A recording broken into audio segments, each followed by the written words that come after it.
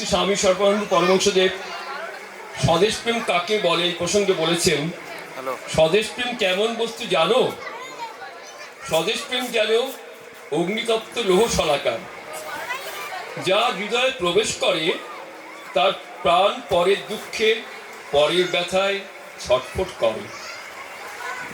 স্বদেশ প্রেম কেমন জানো? পারদ থেকে যেমন সর্বাঙ্গ ফুটে বের হয়, ঠিক তেমনি ফুটে বের হয় আর চোখের নিদ্রা করে হরণ, মুখের হাসি নেয় কেড়ে। আবারও বলছেন, স্বদেশ প্রেম কেমন জানো? যেন কামানের গোলা, নিমেষের মধ্যে সে সকল স্বার্থ বুদ্ধি ধ্বংস করে দেয়। যা ছিল অনাচার ও অবাঞ্ছিত তা সে ভস্ম করে উড়িয়ে দেয়। আরেকটু বলতে গিয়ে তিনি বলেছেন, স্বাধীনতা ও ত্যাগ বুদ্ধি প্রসঙ্গে বলছেন, স্বাধীনতা লাভের চাইতে, স্বাধীনতা এই লাভের জন্য সবচাইতে বড় প্রয়োজন যেই জিনিসটি, তার নাম ত্যাগ বুদ্ধি। স্বাধীনতা লাভের জন্য সবচাইতে বড় প্রয়োজন যে জিনিসটি, তার নাম ত্যাগ বুদ্ধি।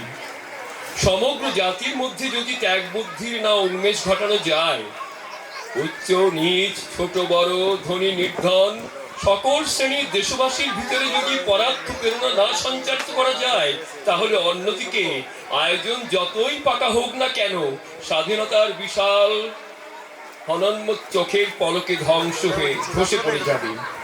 অর্থাৎ স্বাধীনতার দোহাই দিয়ে নতুনতর পরাধীনতার সহিত আপোষ করতে হবে, নতুনতর নানা অবাঞ্ছনীয় দুঃখ দৈন্যের নিষ্পেষণ বিনা প্রতিবাদে সহ্য করতে হবে।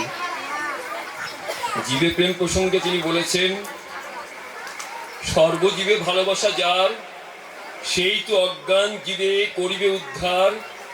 সবারে যে আপনার জানে, সেই তো ঢালিবে সুধা সকলের প্রাণে। সবারে যে ডাকে হাসি মুখে, সেই তো জাগায় প্রেম সকলের বুকে। ব্যথিতই দেবতা যাহার, সেই তো অর্চনা পায় যত দেবতার। পর দুঃখে চোখে যার জল, সেই তো সবার বুকে বাড়ায় বিবল। পরেরে যে দেয় জীবন, তাহারে পরশ কভু করে না মরণ। প্রেম যার সকলের লাগি, তার প্রতি ত্রিভুবন হয় অনুরাগী। দিবি যদি দে না তোর প্রাণ, দিবি যদি দে না তোর প্রাণ, যেভাবে করিলে দান সকলের ত্রাণ। নমস্কার।